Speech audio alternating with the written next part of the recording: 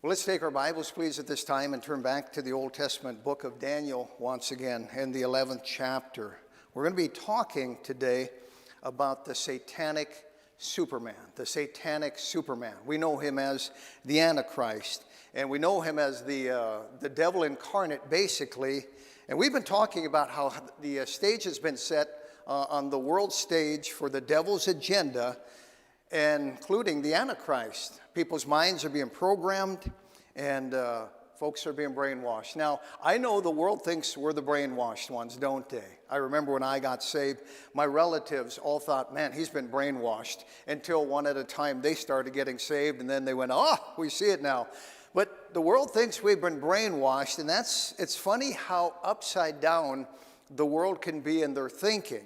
And they can have it totally backwards. And that should not surprise us, because the devil is a master of deceit, is he not?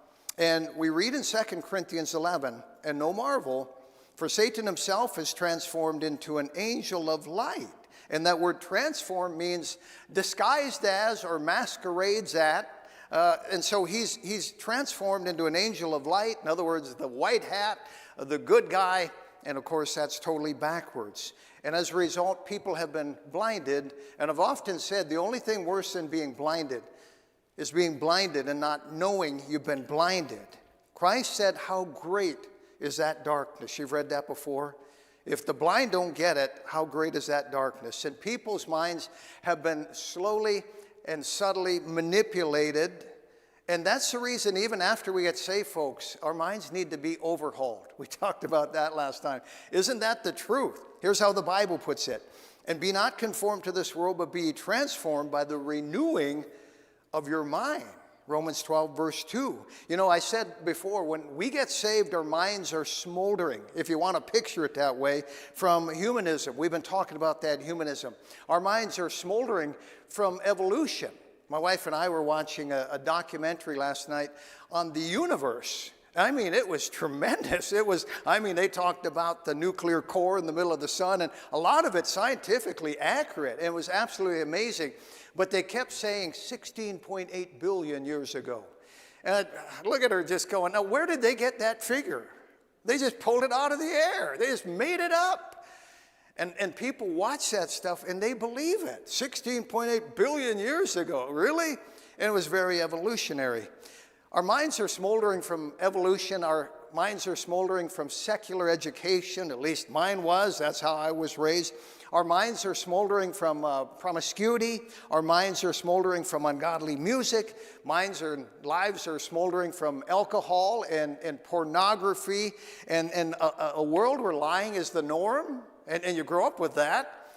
You got unbiblical politics and you listen to it and you go, well, that sounds logical. Not according to the Bible.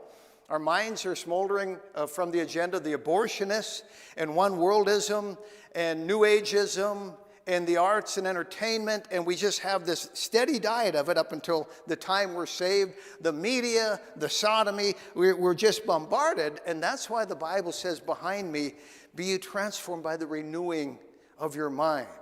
Now, salvation is instantaneous. This renewing of the mind, it's a lifelong process. And if you want to call it brainwashing, you know what? We all needed it, didn't we? We needed it. When we got saved, we needed our brains washed. Because here's the resume of the world. You want to follow this with me? In Titus 3:1, it says, this know also, that in the last days, perilous times shall come. We talked about that this last weekend. It means dangerous days. For men should be lovers of their own selves, we see that, covetous, boasters, proud, blasphemers, disobedient to parents, unthankful, unholy, without natural affection, truce breakers, false accusers, incontinent, fierce, despisers of those that are good. They hate truth. Traitors, heady, high-minded, lovers of pleasure more than lovers of God. Does that describe the day and age in which we live in? Oh my. And then finally it says, having a form of godliness, but denying the power thereof, from such turn away. A form of godliness. Don't let it fake you out. It might look good, might sound good, but it's a form of godliness. Now, these verses obviously describe the day and age in which we're living in, and it's hardly a holy day, it's hardly a moral day, it's hardly a godly day. And we have folks whose minds have been brainwashed by Satan. These are the last days. And people are being programmed right before our eyes. The stage is set. Everything is ripe for the satanic Superman. And so here we live in a day and age when folks' minds have been programmed, if you will, to accept the drivel of the devil. And it's coming to a head right now.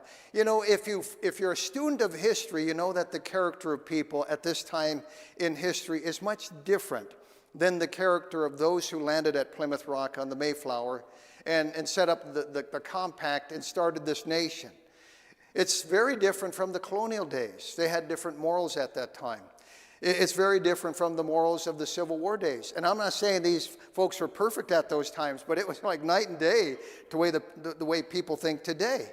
You know, you find even in World War I and World War II, the moral character and fiber of this nation was very, very different. And even in the 40s and the 50s, as television came on, it was programs like Father Knows Best, Jim Anderson, and Leave It to Beaver, and things like that. And boy, they had a moral message to them, didn't they? But somewhere, folks, we've taken a wrong turn, and we have a mess today. And it has to be. It has to be. I don't wring my hands when I see what's become of the world at this time in history. It has to take place. It was prophesied to take place. And we have today what I call a total lack of respect for God. In fact, it's worse in other countries than here. It's far worse in Europe. They don't know that they don't know. God is a foregone conclusion. Now, back here in Daniel chapter 11, we read this in verse number 36. It's talking about the Antichrist. It says, "And the king shall do according to his will, and he shall exalt himself and magnify himself above every god, and shall speak marvelous things against the God of gods, and shall prosper till the indignation be accomplished, for that which is determined shall be done." Now, the last part of that verse tells us there's a time period that he's going to get away with this till the indignation be accomplished. And at the end of that 7-year period, that's going to be it. It's all forewritten. Now, it's going to unfold like God says. And we find in verse number 36 that this Antichrist shall exalt himself above God. He's going to set himself up above God during the tribulation period. And you say, well, he'll never get away with that. Oh, yes, he will. If people's minds have been programmed, like they're being programmed now, and the heart has been preconditioned, plus you add to that a strong delusion. A strong delusion. Don't discount that. There's going to be this strong delusion during the tribulation period, and as a result, people have been and will be inoculated to the place to where they will receive the Antichrist. You know, the devil is doing this now, and the devil moves so slow. He's so subtle, people don't catch it. But as I said a moment ago, folks are slowly being programmed, slowly being brainwashed. And there are a number of things that were taboos, just a few decades ago, that aren't any longer. And we are a different nation. The devil is slowly corrupting minds. You know that living in sin was taboo in the days of my mom and dad? It was just, you didn't hear of that. And today, you have retirees doing that. Have you noticed that? And going, what? You know, the rules have changed. And Satan is slowly, subtly capturing the minds of people. You know, this issue of sodomy has been a slow perversion, but it's now in vogue. And we're not the ones who are being brainwashed. It is the world. They are being brainwashed. And there are very few that are catching the apostasy. I received a letter here this past week from someone in the area, apparently a Heaven 88.7 listener, and it was actually addressed to the radio station. It had a little note in it, and it just said, "Pastor Scheving, we are so blessed to have your clear messages on Heaven 88.7. I note this wolf in sheep's clothing never mentions sin and no Bible verses to support his thoughts." And then he says, "Keep shining for Jesus. He's coming soon." I didn't know what he was talking about until I opened the rest of the letter. And he had clipped a little excerpt from our local newspaper here from a clergyman, from a pastor. And, and I'll just read part of it to you. This clergyman says, as a pastor, I sometimes imagine what it might be like when I close my eyes in death and wake up in eternity. Of course, this is only my imagination. God has given me no special revelation. I do know that no hate-filled bigot will make the decision as to who will be raised to new life. It will be the resurrection living Jesus, the Son of God. So I expect to see a vast number from all over the world, all ethnic and racial people. I expect to see Muslim, natives, Spiritist, Buddhist, Hindu, Jew, Christian, and atheist, to name a few. I expect to see persons of every sexual orientation. But I expect that Jesus will not be bound by any seminary misunderstanding. The living Jesus continues through the Spirit to give each new knowledge for each new period of time. And in eternity, we'll be purged of all evil, and love and acceptance will be the rule of Christ's heavenly kingdom. So basically saying everybody's going to be in heaven. And yeah, you know, what we preach here, folks, is not bigotry, it's biblical. And honestly, you know, Peter said, there were false prophets and there will be false prophets. But we have folks reading stuff like that saying, well, that sounds logical to me. You know, Christ said this in Luke 18, when the Son of Man cometh, shall he find faith on the earth? And he speaks here of a more worldwide apostasy at the time he comes back, which is now in place. It's a global apostasy, and it has affected every single continent. And as a result, the judgment of the tribulation period is going to be worldwide. The Bible says that. And there's going to be these incredible signs, there's going to be these incredible wonders. Now, the last time the world experienced a worldwide cataclysmic event was the flood of Noah, right? And so we go back 4,500 years, and it was predicted to happen, and it came right on time. But never since, think about this, never since has there been a worldwide event that has affected everybody. And you say, well, Pastor, what about World War II? No, not even World War II. It was bad, but you have to go back to the flood when the rains came down and the floods came up, and there was no question whatsoever who was responsible for that. That was a God thing. And Noah had warned and warned and warned. And as that rain was pouring down and as those fountains of the deep were breaking up and erupting, there was not one unbeliever anymore. You ever thought about that? They knew who was behind this. Now, the final worldwide event is not going to be by water. It's going to be by fire. Did you know that? And Peter was talking in his epistle about that flood of Noah's day and the contrast he makes in 2 Peter 3:7 as he says, but the heavens and the earth, which are now by the same, notice, same word, are kept in store, reserved unto fire against the day of judgment and perdition of ungodly men. Notice, it's going to be fire this last time. And so the stage is being set, and over the past few weeks, we've looked at a number of the precursors, the forerunners, the prototypes of the Antichrist, and we've made the point, really, the world is different than it was in the days of Mom and Dad and in the days of Grandpa and Grandma, and there are things that are accelerating now, and even more in recent times, the unthinkable has now become the acceptable. Have you noticed that? We're accepting this stuff. And so the stage is set, the climate is right, the new year's upon us, and honestly, we have to ask ourselves, could this be the year? The very exciting times we're living in. Now, in verse number 36, back in Daniel chapter 11, the last part of the verse, speaking of the Antichrist, says, and he shall speak marvelous things against the God of gods, and shall prosper until the indignation be accomplished. What's that talking about? Well, he's going to have his heyday. He's going to do his thing until God says enough. Have you ever come up on a vicious dog? I mean, he scared the fire out of you and you backed away, and he might have even run at you, but he's tethered on a post and a rope, and all of a sudden he stops a few feet away from you, and you feel like just rubbing it in because you know he can't go any further, right? That's the devil.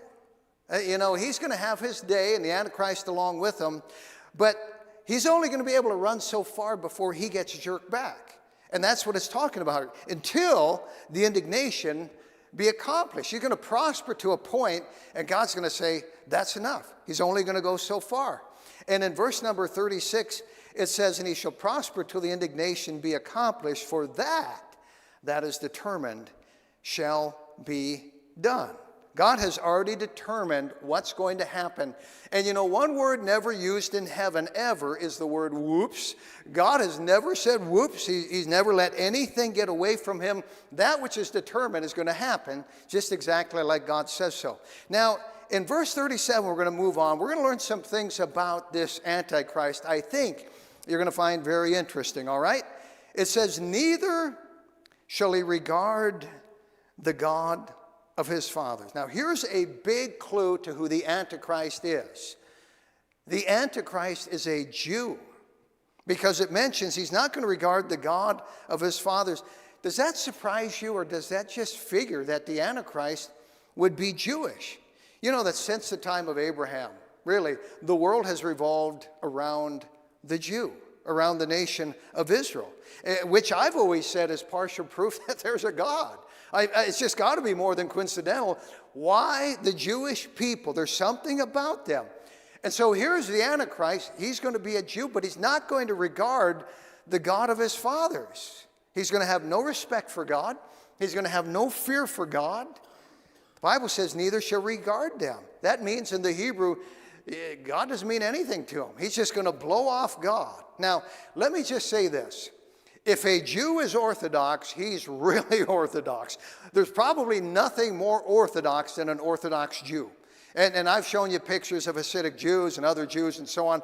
And I'm telling you, they take it really, really serious. And so there's nothing really more religious, if we could call it that, than an Orthodox Jew. But did you know the total opposite is probably true as well? I don't know a few things more secular than a secular Jew. And I've looked into this thing. If a Jew goes liberal, he really goes all the way. You know that some of the most unscriptural, unbiblical politicians that we've had past and present, if you look into them, they're Jewish. And you say, well, why is that? Well, there are Jews that are Jews in name only, and you need to understand that. The Antichrist is going to be a Jew in name only, and yet he is going to have all the sharpness of the Jewish race. And he's going to have all the shrewdness of the Jewish race. And there's no doubt the Jewish people are anointed.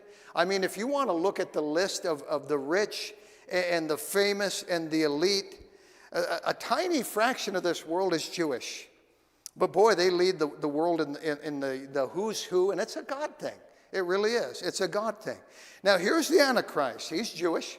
He's going to be one of the most brilliant, talented Jewish men of all time. In fact, he will top the list of the talented, the most brilliant, because he's not going to be a mere man. He's going to be more than a mere man. He's going to be the Satanic Superman. And we read in verse number 37, it says, neither shall he regard the capital G God of his fathers. We're talking about the one true God. This is God talk. This is Jewish talk even. And the Antichrist is going to be a Jew for many reasons, but one of them being, Jesus even said so. Did you know that? When he walked the earth, he said in John 5, I am come in my Father's name, and ye receive me not. If another shall come in his own name, him ye will receive. Now, who was he talking to here? He was talking to Jewish people. And so he being a Jew said, I've come in my Father's name, and you reject me. He said, another Jew is coming. He's coming in his own name, and you're going to receive him. Of course, he was talking to the Jewish race here. And really, the Jews would only receive a Messiah if he was Jewish. Doesn't that make sense? He can't be Norwegian. He cannot be Polish. He cannot be Spanish. He's got to be Jewish. The Jews are still waiting for their Messiah. And so the Antichrist is going to have to be Jewish. Now, there is a passage over in Isaiah 14 that mentions the Antichrist in kind of a shrouded way and him being Assyrian. And that's caused some confusion. How could he be a Syrian and a Jew at the same time? Well, you need to know this. Abraham basically was a Syrian before God plucked him out of that and made him the first Jew. And so was his son and his grandson, Jacob. In Deuteronomy 26, God said to the Jewish people, "Thou shalt speak and say before the Lord thy God, a Syrian ready to perish was my father," that's Jacob. "He went down to Egypt and sojourned there with a few, and there became a nation great and mighty." So don't let that throw you. The Antichrist is Jewish. The Antichrist is definitely Jewish. And furthermore, it's quite possible that he is from the tribe of Dan. You say, well, who knows which tribe they're from? God does. God knows which tribe they're from. And it's quite possible he's from the tribe of Dan. You say, well, why do you feel that way? Well, because in Revelation 17, the tribes of Israel are listed at the tribulation period time. And for whatever reason, Dan is the tribe that's missing out of the 12. I can't make a connection, but that is strange. Is the Antichrist such a blight against God that God just erases his tribe? I don't know, but the tribe of Dan is omitted. Now, in verse 37, it goes on. Speaking of the Antichrist, it says, "Neither shall he regard the God of his fathers, nor the desire of women." Now, this is another last day hint. If you think, what's this saying? He's not going to desire women. It's a hint that the Antichrist will be homosexual. He will have no desire for women. Now, let me just say, at the time of Charles Ingalls and Little House on the Prairie, sodomy was unheard of. It was absolutely unheard of. It was unheard of in World War II days, my mom and dad's day, that era. I remember back even in high school in the 70s, there was a sitcom about this guy sharing an apartment with two gals, and the landlord being against that, except the guy said, well, I'm a homosexual, and it was smirked at the time. It was comedy. It was a closeted thing at the time. Then in the 90s, it made some inroads. You'd remember that? It began to ramp up, and then we got into the 21st century, and the advocates of sodomy began to get very vocal, very, very vocal. And then we had a sitting president recognize same-sex marriage. And then it was fiercely defended at that time. And those who took side with God and the Bible were labeled homophobic, basically, and shamed. And now it's so acceptable, people think nothing else. And it's like the world needs to move on to a different issue. And the new issue is the transgender thing. So for the Antichrist to be homosexual fits with the end times. He will not desire women. And by the way, I have to add here that homosexuality is not a new thing. It's always been the last rung on the ladder down of any civilization. I think if you study even a Genesis 6 pre-world flood, you find out that was rampant at that time. It was rampant at the very end of Sodom and Gomorrah. It was the end of the Egyptian Empire. It was the end of the Greek Empire. It was the end of the Roman Empire. It's always that last rung. And so we see that the moral breakdown of our society, and as we see it going on, is actually a forerunner of the Antichrist. And so we find the Antichrist will not desire women. He will be a homosexual. And, you know, he's going to be so worshipped. Can you see the women swooning and, whoa, you know, we want him. And he says no. The Bible says he shall not desire women. And today that climate is ripe for the Antichrist, with that particular sin being acceptable. The mindset has been swayed. So we read in verse 37, "Neither shall he regard the God of his fathers," he's a Jew, "nor the desire of women, nor regard any God, for he shall magnify himself above all.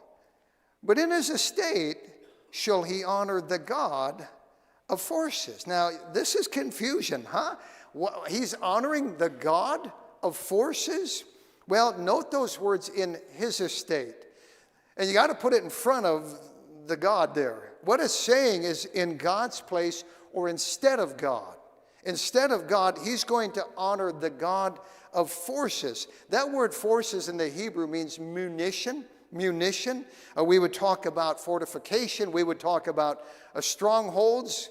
and something military. So what it's saying here is in the place of the one true God, he's going to find a substitute. It's going to be this trust in military might.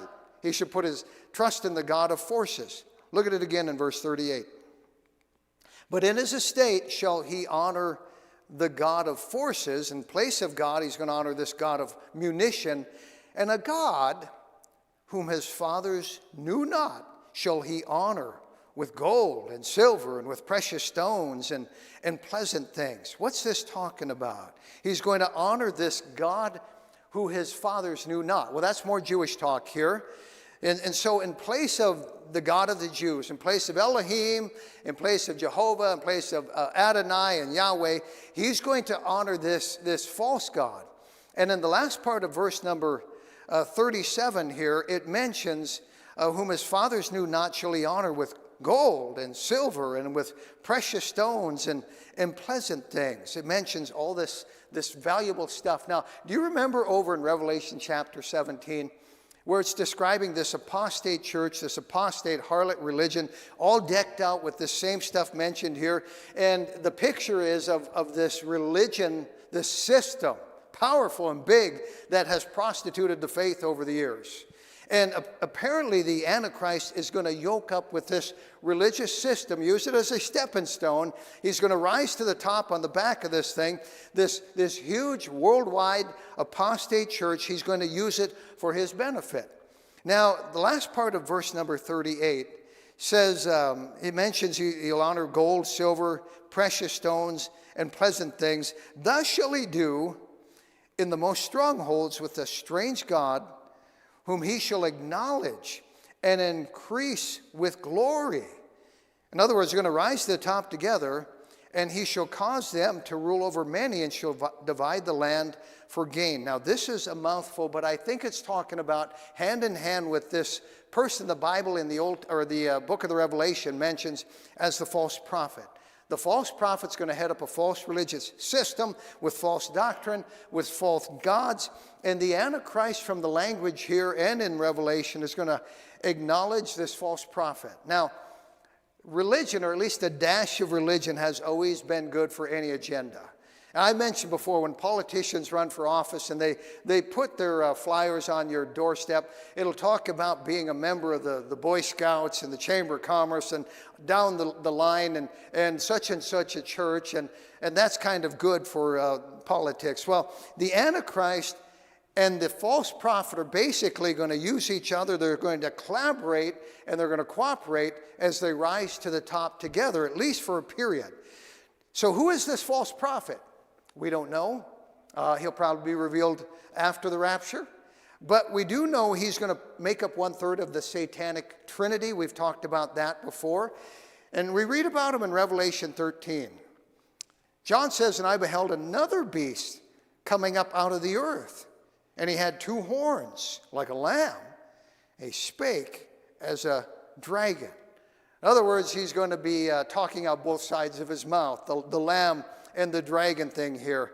And the devil is going to exalt this false prophet. We don't know who he is, but the narration goes on, and he exerciseth all the power of the first beast before him, and causeth the earth and them which dwell therein to worship the first beast, whose deadly wound was healed. So he's going to be a comrade of the Antichrist, and we know from this passage and others that the Antichrist somehow is going to be assassinated, and he's going to come back from the dead. Apparently it mentions his deadly wound being healed, and maybe this false prophet having something to do with that.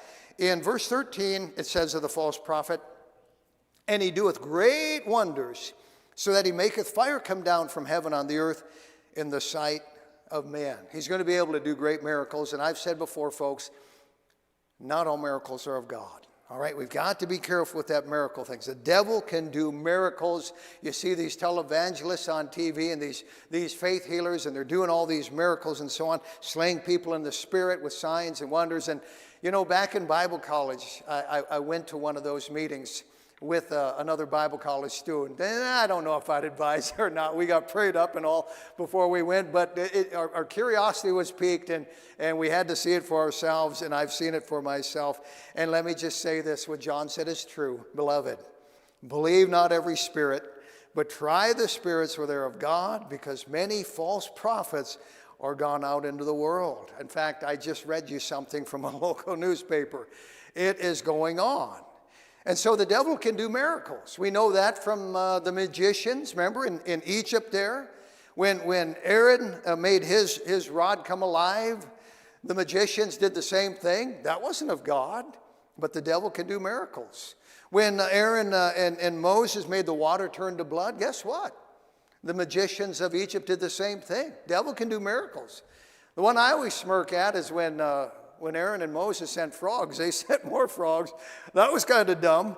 But we know that the devil can do miracles. And how do we know whether it's of God or of the devil? It's real simple. Isaiah 8:20. If they speak not according to this word, it is because there is no light in them. Remember this, God is not the author of confusion. He's not the God of confusion, and he will never go contrary to his word. So if they speak not according to this book, it's darkness. And in fact, you could add to that what Christ said, wherefore by their fruits ye shall know them. In other words, the false doctrine gives them away. Look at the doctrine that goes with their so-called healing, and you have your answer. It's unscriptural.